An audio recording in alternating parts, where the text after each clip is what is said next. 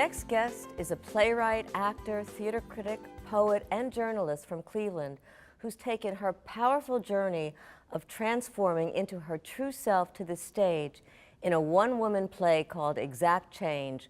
Welcome via Skype, Christine Howie. How are you, Christine? I'm great, Joanne. Thanks for having me on your program. Oh, it's my pleasure. You know, we showed a clip of Exact Change, and I was telling you beforehand, every time I watch it, my eyes fill up with tears. It's so very powerful and poignant, really. So what was it like actually coming out as transgender in midlife? Well, it was difficult because I was successful as a man, and I had a good job and paid good money, and so everything was in place. You know, my whole life was in place. At 45 years old, I actually started the transition at 42 or so because I needed some work, but it was difficult. It was difficult for my family and for friends and for me because I had to readjust almost everything in my life. And you talk about work. How is work coming out transgender? Is it difficult in terms of the work that you had before or making a living? Has that changed dramatically? Well, sure. I mean, I was terrified of it leading up to the transition. The day I transitioned on September 1st, 1990, and I was terrified that I wouldn't be able to earn a living. I just didn't know what would happen. As it turned out, I was fortunate. The people I was working with at that time invited me back in to start working on a project, and that was turned out good. But later on, when I left that company and was working for another company here in Northeast Ohio, I had just won I hadn't been with them long, for 2 or 3 months. I just won them a large account, a large national account, because I was a creative director of the agency. Mm-hmm. And when after that, they found out I was transgender and fired me. Wow. So that's when it came home that yeah, there certainly are consequences, and other people who've transitioned, of course, have had even more problems than I have. So after that, they fired you. What was your comeback, sort of? I mean, when did you actually come out with Exact Change, this incredibly powerful show?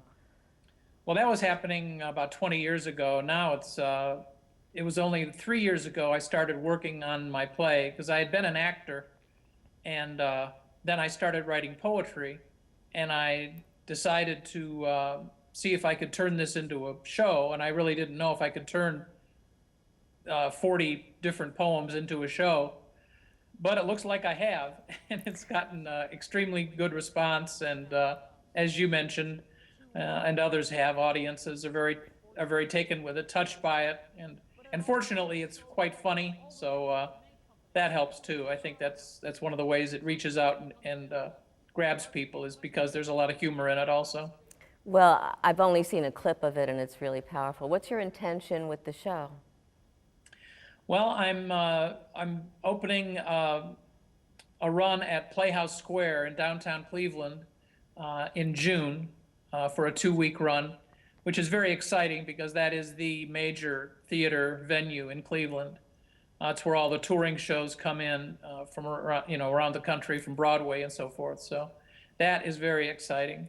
And then I'm looking to tour the show to other cities and states around the country, and even beyond that, if possible. I think it's an important message, and I've been very encouraged and gratified by the response it's received. I definitely know it's an important message, and let us know when you come to this area, Jersey, Philadelphia. We'll reach out to you.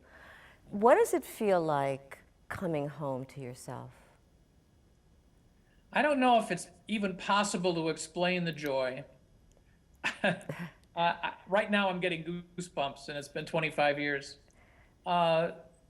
Because when you aren't in the right gender or aren't yourself, and for whatever reason, it is so disconnecting. And to actually finally find out and live as the person you are, it's I've tried to put it in words. It's difficult to. I think One time I said it was like going from black and white to Technicolor, sort of like the Wizard of Oz. All of a sudden you go like, oh my gosh, there are colors out here, and fragrances and smells and all this, which I had been removed from. I'd just been sort of disconnected and numb for a lot of my life because I was so busy hiding that I had no other energy to actually experience life.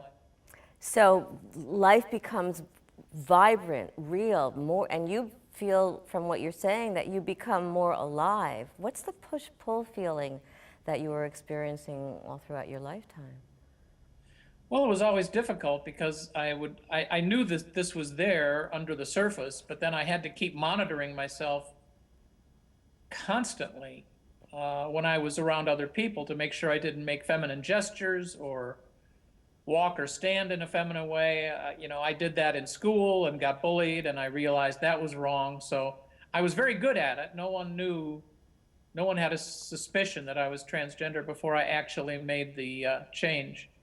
So I was really good at it, and the trouble was I was so good at it, I almost destroyed myself. Well, because you had to hide so much, even from yourself to some extent, right? Oh, totally. Wow. Yeah. Well, I hope this play gets incredible, not only national, but global attention because you deserve it and it's powerful and the message needs to be coming out. Thank you so much, Christine. Thank you, Joanne. I appreciate it. My pleasure. Power Your Life will be right back. Ahead, find out what's hot for next week.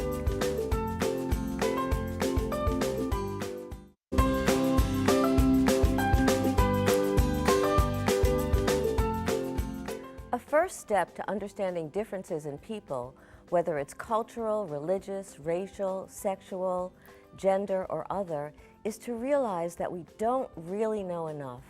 Yet we've already formed ideas, even opinions and myths that may not be accurate and can be demeaning and hurtful. What's really important is to examine our biases that may not be true and to decide to be open and to find out more. We need to suspend those judgments so that we can be in a place of empathy by trying to experience what it's like to be another person.